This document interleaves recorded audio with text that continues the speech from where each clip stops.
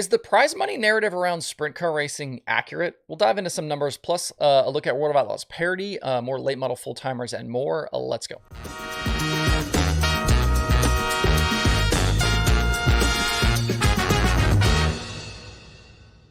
It's Tuesday, December 13th. I'm Justin Fiedler. This is Dirt Tracker Daily. So I thought we'd have the high limit schedule to talk about today, but last night they decided to play PR games and release just 3 of their 12 dates. And it sounds like they're going to sprinkle the rest out over the coming days. They actually released 3 more today. I'm going to wait until to talk about this until the full schedule is available. That will give us the opportunity to react to it as a whole and really understand the full context of it when compared to the other series and major events in 2023. So maybe by Friday, we'll get into the high limit schedule. In the meantime, I've got some other sprint car stuff for you to think about today. When it comes to the World of Outlaws, it seems as though in recent seasons we've had maybe a little bit more parity and some closer championship battles, maybe than ever before. And I wanted to see if that was true, so I dug into some stats and some numbers. And it appears as though I'm correct. Over the previous 3 years, we've seen actually fewer Outlaw winners than the 3-year stretch before that, but wins are spread out more through that group of winners. For example, in 2022, we had 18 winners, but 14 guys with multiple victories. And if you compare that to 2019, we had 21 winners, but only 10 won multiple races. Also, we haven't had a driver with 20 or more wins in a season since Donnie Schatz did it in 2018. That's 4 straight seasons. And looking back, the last time we didn't have a driver with 20 or more wins in a season was 2012 when Sammy Swindell led the way with 13. Schatz went 6 straight years with more than 20 victories. The other thing to look at is the champions margin of victory in the point standings. From 2011 through 2018, we only had 1 season where the points margin was less than triple digits. That was 2013 when Darren Pittman topped Schatz by 14 points. Every other year was at least 114 points, with 2015 actually being 544. In the stretch, though, of 4 straight titles for Brad Sweet, the margins have been insanely close. Not one season was decided by more than 80 points. 2019 was 4, 2020 was 46, 2021 was 80, and this season was 48. In the entire history of the Outlaws, outside of the past 4 seasons, the championship battle was decided by less than 100 points only 5 other times: in 1978, 1998, 1999, 2001, and 2009. I think an argument could be made here that this is the most competitive the series has ever been in its history. One more thing for you, and this is in regards to the money available in sprint car racing. It's been a big topic of discussion lately. If you listen to the teams and the drivers, they need more. The streaming is supposedly big according to them, and they're not getting enough of a share. 10,000 to win shows are decades old, and things need to change. But consider these numbers. These are all thanks to sprintcarratings.com. Awesome website. Bill does a great job. You may have heard this site referred to this year, especially when it comes to guys like Brent Marks. And he and Anthony Macri are high on Bill's ratings. And obviously they made a bunch of money in 2022. I grabbed the top 30 drivers each season going back to 2015, dumped them all into a spreadsheet. I then added up the total amount of money each of those 30 drivers have made each season. I think it should give us a pretty good idea of how much money is floating around for the top echelon of sprint car drivers. And here you go. 2015, those top 30 drivers made $4.8 million, all combined together. 2016, that was almost $5.5 million. 2017 fell down to $5 million, which was the same for 2018, right around $5 million. 2019 jumped back to $5.2 million. 2020 was a massively down season, but COVID, smaller schedules, all contributed there, so they totaled just shy of $4.2 million for that year. Now here's where things get a little bit more interesting. We're going to throw 2020 out as an anomaly. Obviously, COVID, all of this stuff, much smaller, not really a good comparison. We're going to use 2019 as our comparison season. So $5.2 million that year. In 2021, those top 30 drivers shared almost $6.4 million. That was $2.2 million more than the COVID year and nearly $1.2 million more than 2019, which is the better comparison.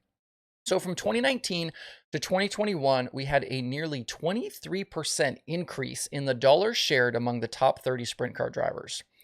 For 2022, that number jumped again, with the total being $6.8 million. That was nearly a 7% jump from 2021 and a 31% jump from 2019. And to be clear in all of this, Bill's dollar amounts are based on the individual race purses and don't include things like the points funds and the bonus money and the tow money. And so, how did this happen? Why did we have such a big jump in just 2 years? Well, the big events have certainly helped. Knoxville, Eldora, Huset's, and several other big events on the schedule have pumped way more cash into the system. But don't forget also that the Outlaws and the All-Stars have raised purses in the last couple of years. For the Outlaws, that included standardizing 10,000 a win across the board and raising the start amounts to mostly 1,000 a win. There's still some 900, or not 1,000 a win, 1,000 to start. And there's still some 900 to start in there as well. I get that we're in a world where everything just costs more and continues to rise. Parts, fuel, food, everybody feeling the effects. And there's clearly work to be done to try and make the teams more sustainable. But while races being 10,000 win maybe isn't super sexy, there's still way more money in the system now than there has ever been, and it continues to rise at a fairly rapid pace. We talked on yesterday's show about the full-time World of Outlaws late model field for next year, and I just wanted to quickly double back. I had a few comments about other drivers yesterday, and there were a few that I missed. We talked about Tanner English, Max Blair, Boom Briggs, Peyton Freeman, Chris Madden, Todd Cooney, and Nick Hoffman. I missed that Ryan Gustin is back, as is Brent Larson. So that takes us to 9 full-timers with the Outlaws, 5 of those guys returning from last year, and 4 additions. The additions being Freeman, Cooney, Hoffman, and Madden. I'm going to guess here that Dennis Erb Jr. will return, obviously defending champion, but nothing official from those guys right now. We also don't know about Gordy Gundaker and Shane Clanton. Josh Richards still also without a ride. And back to Lucas, I mentioned yesterday McCready, Ricky Thornton Jr., and O'Neill. I did forget to throw in Devin Moran, as he and Double Down had already said they're going that direction. And then someone also mentioned Garrett Alberson being back after winning Rookie of the Year.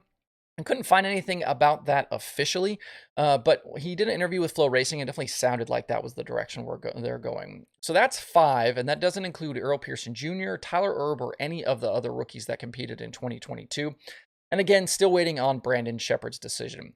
I'd assume that Jonathan Davenport and Brandon Overton will continue with their pick and choose schedules, even with the addition of that added cash for Lucas. And I've not heard anything about the future for Jimmy Owens. If you know something about Owens, feel free to comment that below.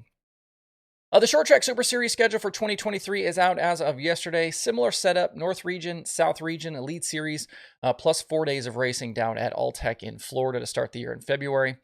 Elite Series, quite a bit different this year. 5 events, 3 or 12,000 to win, with the Fonda 200 and the Speed Showcase both still paying 50,000 to win or more. A bunch of those elite races were 25,000 to win in 2022, but the release says that they're spreading that money down through the field more this year, with the races paying 1,000 to start. North and South regions look pretty similar. The North did add a trip over the border. They've got stops at Granby and RPM. Matt Shepard actually won all 3 of these championships with the Short Track Super Series in 2022, so we'll see if anybody can slow him down next season. To see the full slate of races, head over to shorttracksuperseries.com. And I'm sure you've seen this elsewhere, but we are running up on the shipping deadline to guarantee delivery from the Postal Service by Christmas. Their recommended send-by date is December 17th.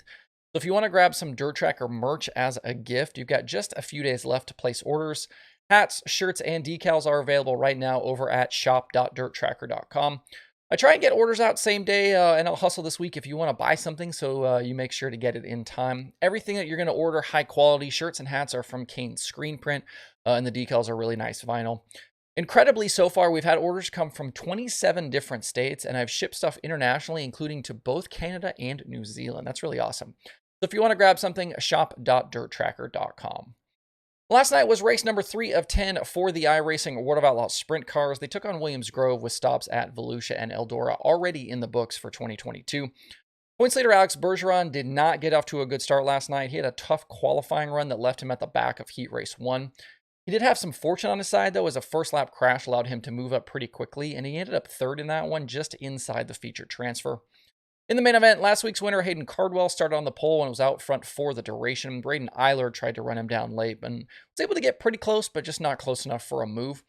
So Cardwell, your winner over Eiler and Timothy Smith. Bergeron ended up 4th after starting 9th, and with 7 races still to run, has extended his points lead to 47 now over Timothy Smith. Next Monday night, the series will take on Lincoln Speedway, which is actually a new addition track to the iRacing service. Might be a little bit of a wild card. None of the competitors will have had the chance to really race here a ton just yet. Interesting side note, too, about last night's winner, Hayden Cardwell. In 2021, he took the $10,000 he won from winning the iRacing World of Outlaws late model championship the year before and used it to buy an actual dirt late model. He's competed in crate competition around his home in Tennessee, and this year ran the full American All-Star Series. He won 13 of 31 races, Rookie of the Year, and the Series Championship. Not bad for a cartoon racer that isn't even 20 years old yet. You can tune in to next week's race on Monday night, 9 p.m. Eastern, free on Dirt Vision and YouTube. Before we get ready to close out today, big happy birthday to show watcher Jay. He and his girl Katie watch every day from Wisconsin. Appreciate you guys tuning in. Hope Jay has a great birthday today. Just the two usual items on the streaming schedule today with Flow Racing 24/7 and Dirt Vision Now. To see the full daily streaming schedule with links to watch, visit dirttracker.com/watch tonight. All right, that's it for the show today. Make sure to hit that like button and subscribe. We'll be back here tomorrow for more Dirt Tracker Daily.